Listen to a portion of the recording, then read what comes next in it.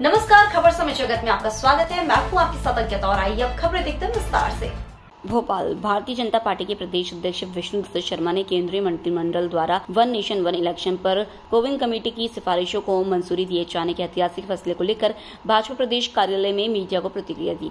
विष्णुदत्त शर्मा ने कहा कि प्रधानमंत्री नरेंद्र मोदी के कुशल नेतृत्व में केंद्रीय मंत्रिमंडल ने वन नेशन वन इलेक्शन को लेकर पूर्व राष्ट्रपति रामनाथ कोविंद की अध्यक्षता में गठित कमेटी की सिफारिशों को मंजूरी देने का स्वागत योग्य निर्णय लिया है। भारतीय जनता पार्टी ने अपने संकल्प पत्र में वन नेशन वन इलेक्शन का वादा किया था। मोदी जी की एक गारंटी और गारंटी पूरी होने की ओर बढ़ चली है। मोदी के तीसरे कार्यकाल के 100 दिन पूरे होने के पश्चात एक ऐसी समस्या का समाधान किया जा रहा है जिसकी दशकों से देश आस लगाए बैठा था। इस कदम का स्वागत करते हुए मैं प्रधानमंत्री जी का आभार व्यक्त करता हूं। भाजपा प्रदेश अध्यक्ष ने कहा कि प्रधानमंत्री की दूरदर्शिता से अमृत काल में हम नया इतिहास लिखने को तैयार हैं। इस फैसले से देश में कई प्रकार के संसाधनों की बचत होगी। इस अवधारणा से चुनावी प्रक्रिया को सरल और प्रभावी बनाया जा सकता है और देश में एक नई राजनीतिक संस्कृति को स्थापित किया जा सकता है, जिससे लोकतंत्र को और भी मजबूती मिलेगी। यदि सभी चुनाव एक साथ होते हैं तो यह राजनीतिक स्थिरता को बढ़ावा मिलेगा। और नरेंद्र मोदी जी के नेतृत्व में जो 100 दिन का कार्यकाल, तीसरा कार्यकाल माननीय प्रधानमंत्री जी का है, एक ऐतिहासिक कदम देश के लिए माननीय प्रधानमंत्री जी ने कैबिनेट में निर्णय लेकर के उठाया है। केंद्रीय मंत्रिमंडल ने वन नेशन वन इलेक्शन को लेकर के पूर्व राष्ट्रपति श्री रामनाथ कोविंद जी की अध्यक्षता में जो कमेटी गठित हुई थी, उसकी सिफारिशों को मंजूरी कैबिनेट ने आज दी है। अगर हम देखते हैं कि देश के अंदर 1951 से लेकर के 1967 तक लोकसभा और विधानसभा के चुनाव एक साथ होते रहे हैं।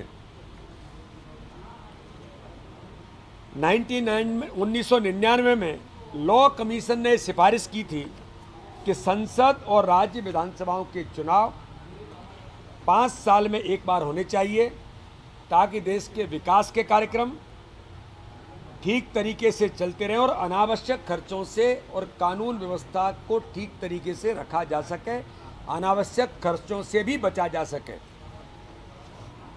2015 में भी संसदीय समिति ने 79वीं रिपोर्ट में वन नेशन वन इलेक्शन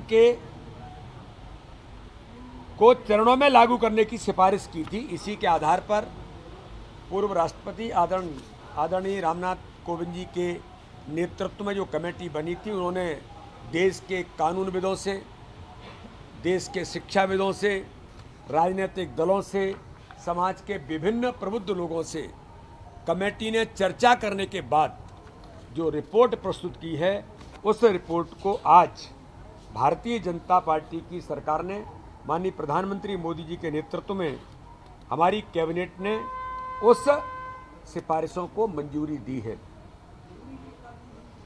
आज अगर मैं ये कहूं कि माननीय प्रधानमंत्री नरेंद्र मोदी जी के नेतृत्व में ये जो कमेटी कोविंद जी के नेतृत्व में जो बनी, उनने 2 प्रकार की सिफारिशें अपनी इस कमेटी के माध्यम से जो की है कि पहला चरण लोकसभा और विधानसभा के चुनाव और दूसरे चरण में सारे लोकल बॉडीज के इलेक्शन हों।